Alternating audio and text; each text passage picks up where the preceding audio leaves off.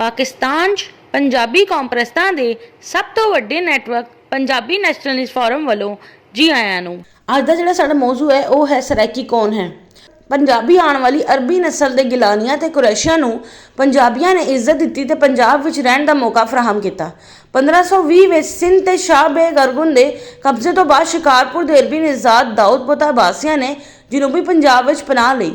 ਮੁਗਲਾਂ ਦੇ ਪੰਜਾਬ ਤੇ ਕਬਜ਼ੇ ਤੋਂ ਬਾਅਦ ਇਹਨਾਂ ਨੇ ਪੰਜਾਬ ਦੇ ਜਨੂਬੀ ਇਲਾਕੇ 'ਚ ਬਹਾਵਲਪੁਰ ਰਿਆਸਤ ਕਾਇਮ ਕੀਤੀ। ਬਲੋਚਾਂ ਨੇ ਮੁਗਲਾਂ ਦੇ ਪੰਜਾਬ ਤੇ ਕਬਜ਼ੇ ਦੇ ਖਿਲਾਫ ਪੰਜਾਬੀਆਂ ਦੀ ਮਜ਼ਾਹਮਤ ਦੀ ਵਜ੍ਹਾ ਤੋਂ 1555 ਵਿੱਚ ਮੁਗਲ ਬਾਦਸ਼ਾਹ ਹੁਮਾਯੂੰ ਤੋਂ ਜਾਗੀਰਾਂ ਲੈ ਕਰ ਮੁਗਲਾਂ ਦੇ ਵਫਾਦਾਰ ਬਣ ਕੇ ਜਨੂਬੀ ਪੰਜਾਬ ਤੇ ਕਾਬਜ਼ ਹੋਣਾ ਸ਼ੁਰੂ ਕਰ ਦਿੱਤਾ। ਪਠਾਣਾ ਨੇ ਵੀ ਮੁਸਲਮਾਨਾਂ ਦੇ ਨਾਮ ਤੇ ਹਿੰਦੁਸਤਾਨ ਨੂੰ ਲੁੱਟਣ ਵਾਲੇ ਹਮਲਾਵਰ ਤੁਰਕ ਮੁਸਲਮਾਨਾਂ ਦੀ ਫੌਜ ਵਿੱਚ ਸ਼ਾਮਿਲ ਹੋ ਕੇ ਪੰਜਾਬ ਵਿੱਚ ਆ ਕੇ ਆਬਾਦ ਹੋਣਾ ਸ਼ੁਰੂ ਕਰ ਦਿੱਤਾ। ਜਦੋਂ ਉਹਨਾਂ ਨੂੰ ਇਰਾਨੀ ਹਮਲਾਵਰ ਨਾਦਰ ਸ਼ਾਹ ਅਫਸ਼ਾਰ ਦੇ ਅਫਗਾਨਿਸਤਾਨ ਦੀ ਰਿਆਸਤ ਕਾਇਮ ਕਰਕੇ 1747 ਵਿੱਚ ਦੁਰਾਨੀ ਸਲਤਨਤ ਬਣਾਉਣ ਵਾਲੇ ਅਹਿਮਦ ਸ਼ਾਹ ਅਬਦਾਲੀ ਦੀ ਸਰਪ੍ਰਸਤੀ ਹਾਸਿਲ ਹੋਈ, ਪੰਜਾਬ ਵਿੱਚ ਲੁੱਟਮਾਰ ਵੀ ਕਰਨ ਲੱਗ ਪਏ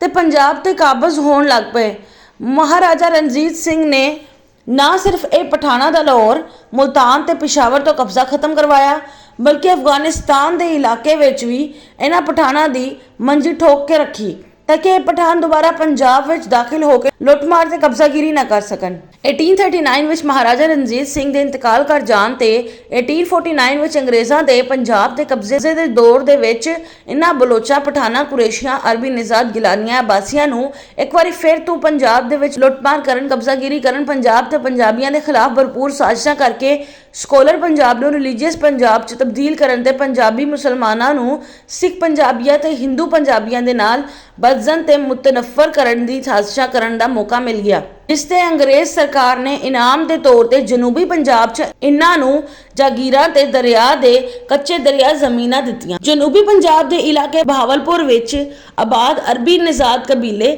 ਅਬਾਸੀ ਦੇ ਨਵਾਬ ਉਫ ਬਹਾਵਲਪੁਰ ਨੇ ਅੰਗਰੇਜ਼ਾਂ ਦੇ ਨਾਲ ਵਫਾਦਾਰੀ ਨਿਭਾਈ। ਲਿਹਾਜ਼ਾ ਅੰਗਰੇਜ਼ ਸਰਕਾਰ ਨੇ ਪਾਕਿਸਤਾਨ ਦੇ ਕਿਆਮ ਤੱਕ ਬਹਾਵਲਪੁਰ ਦੀ ਰਿਆਸਤ ਦਾ ਵਾਲੀ ਅਰਬੀ ਨਿਜ਼ਾਦ ਕਬੀਲੇ ਦੇ ਅਬਾਸੀ ਨੂੰ ਬਣਾਏ ਰੱਖਿਆ। ਜਨੂਬੀ ਪੰਜਾਬ ਦੇ ਇਲਾਕੇ ਮੁਲਤਾਨ ਦੇ ਵਿੱਚ ਅਰਬੀ ਨਿਜ਼ਾਦ ਦੇ ਇਲਾਕੇ ਕੁਰੈਸ਼ੀ ਦੇ ਸਰਬਰਾਹ ਤੇ ਗੱਦੀ ਨਸ਼ੀਨ ਮਖਦੂਮ ਸ਼ਾਹ ਮਹਿਮੂਦ ਨੇ ਰਾਏ ਅਹਿਮਦ ਖਰਲ ਦੀ ਅੰਗਰੇਜ਼ਾਂ ਦੇ ਖਿਲਾਫ ਪੰਜਾਬ ਦੀ ਆਜ਼ਾਦੀ ਦੀ ਤਹਿਰੀਕ ਦੇ ਵਿੱਚ ਅੰਗਰੇਜ਼ ਕਮਿਸ਼ਨਰ ਮੁਕਾਮੀ ਆਬਾਦੀ ਦੀ ਬੇਚੈਨੀ ਦੇ ਮੁਤਲਕ ਮਾਲੂਮਾਤ ਤੇ ਇਤਲਾਤ ਪਹੁੰਚਾਈਆਂ ਤੇ ਸਰਕਾਰੀ ਫੌਜ ਦੀ ਮਦਦ ਲਈ 2500 ਸਵਾਰੀਆਂ ਦੀ ਇੱਕ ਮੁਲਤਾਨੀ ਪਲਟਨ ਤਿਆਰ ਕਰਕੇ ਦਿੱਤੀ।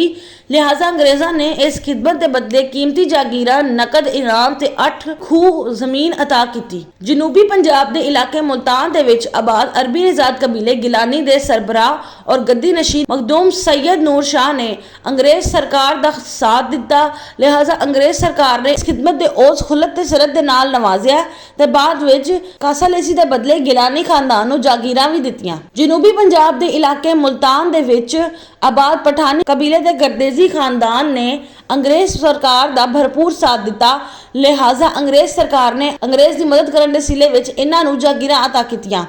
ਜਨੂਬੀ ਪੰਜਾਬ ਦੇ ਇਲਾਕੇ ਖਾਨਗੜ੍ਹ ਵਿੱਚ ਆਬਾਦ ਪਠਾਨ ਕਬੀਲੇ ਦੇ ਨਵਾਬ ਜ਼ਦਗਾਨ ਦੇ ਜੱਦ ਅਮਜਦੁੱਲਾ ਦਾਦ ਖਾਨ ਨੇ ਅੰਗਰੇਜ਼ ਦੇ ਖਿਲਾਫ ਤਹਿਰੀਕ ਚਲਾਉਣ ਵਾਲਿਆਂ ਨੂੰ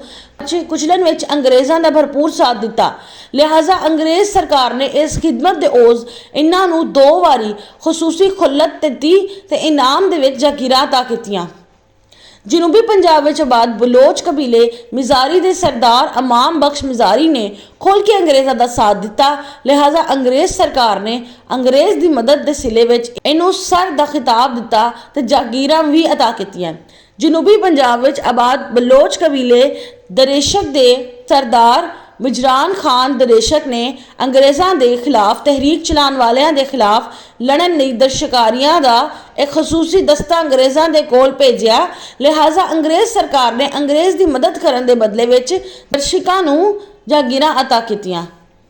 ਇਹ ਬਲੋਚ, ਪਠਾਨ, ਗਿਲਾਨੀ, ਕੁਰੈਸ਼ੀ, ਅਬਾਸੀ ਪਾਕਿਸਤਾਨ ਬਣਨ ਤੋਂ ਬਾਅਦ ਵਿੱਚੋਂ ਅਯੂਬ ਖਾਨ ਤੇ ਯਾਹਿਆ ਖਾਨ ਦੇ ਦੌਰ ਦੇ ਵਿੱਚ ਸਿੰਧ ਤੇ ਬਲੋਚਿਸਤਾਨ ਦੇ ਬਲੋਚਾਂ, ਸਰਹੱਦ ਮੌਜੂਦ ਖੈਬਰ ਪਖਤੂਨਖਵਾ ਦੇ ਪਠਾਨਾ ਤੇ ਸਿੰਧ ਦੇ ਅਰਬੀ ਨਿਜ਼ਾਦ ਗਿਲਾਨੀਆਂ, ਜਿਲਾਨੀਆਂ, ਕੁਰੈਸ਼ੀਆਂ, ਅਬਾਸੀਆਂ ਤੇ ਕਰਾਚੀ ਦੇ ਉਰਦੂ ਬੋਲਣ ਵਾਲੇ ਹਿੰਦੁਸਤਾਨੀ ਮੁਹਾਜਰਾਂ ਨੂੰ ਆਪਣੇ ਨਾਲ ਮਿਲਾ ਕੇ ਤੇ ਮਗਰਬੀ ਪਾਕਿਸਤਾਨ ਦਾ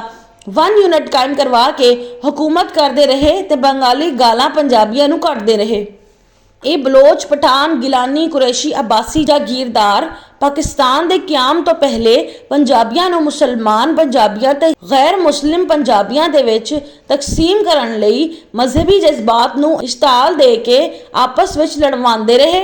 ਹੁਣ ਇਹ ਬਲੋਚ, ਪਠਾਨ, ਗਿਲਾਨੀ, ਕੁਰੈਸ਼ੀ, ਅਬਾਸੀ ਜਾਗੀਰਦਾਰ ਜਨੂਬੀ ਪੰਜਾਬ ਵਿੱਚ ਸਰਾਇਕੀ ਸਾਜ਼ਿਸ਼ ਕਰ ਰਹੇ ਨੇ ताकि पंजाब विच मुल्तानी पंजाबी, रियासती पंजाबी, डेरा वाली पंजाबी ते आम बलोच, पठान, गिलानी, कुरैशी, अबासी आबादकारी नूं आपस विच पंजाब ते सराइकी दी बुनियाद ते लड़वा के जनूबी पंजाब ते अपना कब्जा बरकरार रखन ते अपनियां जागीरां नूं महफूज रख सकन।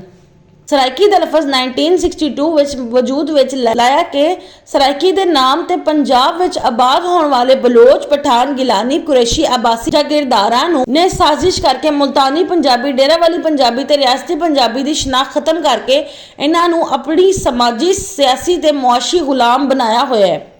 ਦਰਅਸਲ ਜਨੂਬੀ ਪੰਜਾਬ ਦੇ ਦਿਹੀ ਇਲਾਕਿਆਂ ਤੇ ਜਨੂਬੀ ਪੰਜਾਬ ਦੇ ਵਿੱਚ ਮੁਕੀਮ ਬਲੋਚ, ਪਠਾਨ, ਗਿਲਾਨੀ, ਕੁਰੈਸ਼ੀ, ਅਬਾਸੀ ਜਾਗੀਰਦਾਰ ਆਪਣੀ ਬਾਲਾਦਸਤੀ ਕਾਇਮ ਕਰਦੇ ਚਲੇ ਆ ਰਹੇ ਸੀ,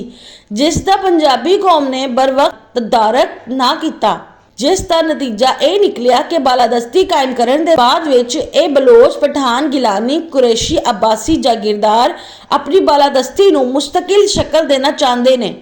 ਇਸ ਲਈ ਪੰਜਾਬ ਨੂੰ ਸਰਾਇਕੀ ਜਾਂ ਜਨੂਬੀ ਪੰਜਾਬ ਦੇ ਨਾਮ ਤੇ ਤਕਸੀਮ ਕਰਕੇ ਪੰਜਾਬੀ ਕੌਮ ਨੂੰ ਸਿਆਸੀ, ਸਮਾਜੀ, ਮੁਆਸ਼ੀ ਤੇ ਇੰਤਜ਼ਾਮੀ ਮੁਸ਼ਕਲਾਤ ਦੇ ਵਿੱਚ ਮੁਬਤਲਾ ਕਰਨ ਦੇ ਵਿੱਚ ਮਸਰੂਫ ਨੇ।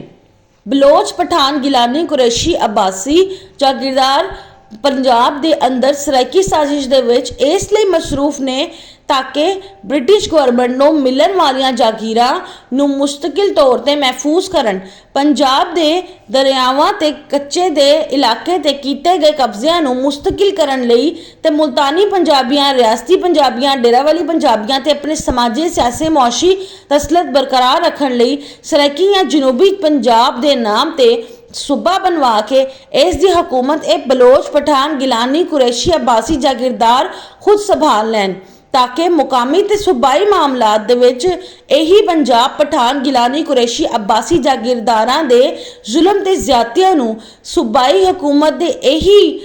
बलोच, पठान, गिलानी, कुरैशी, अब्बासी जागीरदारां दे कोल होण दी वजह नाल इन्हां नूं तहफ़्फ़ुज़ मिल सके ते ये बलोच, पठान, गिलानी, कुरैशी, अब्बासी जागीरदार पंजाबियां ते वफाकी हुकूमत नूं मज़ीद ब्लैकमेल भी कर सकन।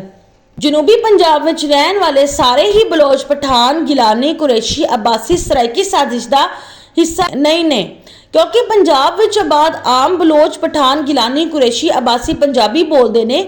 पंजाबी रस्मो रिवाज इख्तियार करते हैं ते खुद नूं पंजाबी कहलवाते हैं, बल्कि पंजाबी होने ते फखर महसूस करते हैं। लेकिन बलोच, पठान, गिलानी, कुरैशी सराइकी जागीरदार पंजाब विच सराइकी साजिश दे विच मसरूफ ने।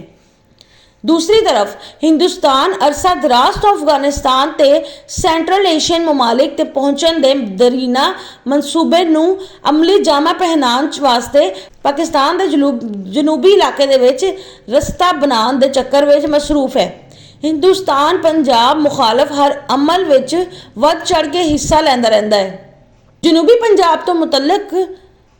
पंजाब तो तल्लुक रखण वाले बलोच, पठान, गिलानी, कुरैशी, अब्बासी जागीरदारां दे जनूबी पंजाब ते कब्जा करन दी ख्वाहिश दे वजह दे नाल हिंदुस्तान नूं अपने मनसूबे दे विच अमल करन दे विच आसानी मैसर आ रही है। इसलिए सराइकी साजिश करन वालियां नूं पास पर्दा हिंदुस्तान दा भरपूर तावन हासिल रहिंदा है, जबकि सिंधियां दी सियासी पार्टी पीपल्स पार्टी ने भी पंजाब दे विच अपने लिए नजरियाती दी बजाए नस्ली ते लसानी सियासत नूं फरोग देण लई आसान तरीके तो नूं इख्तियार करके सराइकी साजिश दी सरपरस्ती करके बलोच, पठान, गिलानी, कुरैशी, अब्बासी जागीरदारां ते हिंदुस्तान दे अज़ाइम नूं भरपूर सहारा दिता।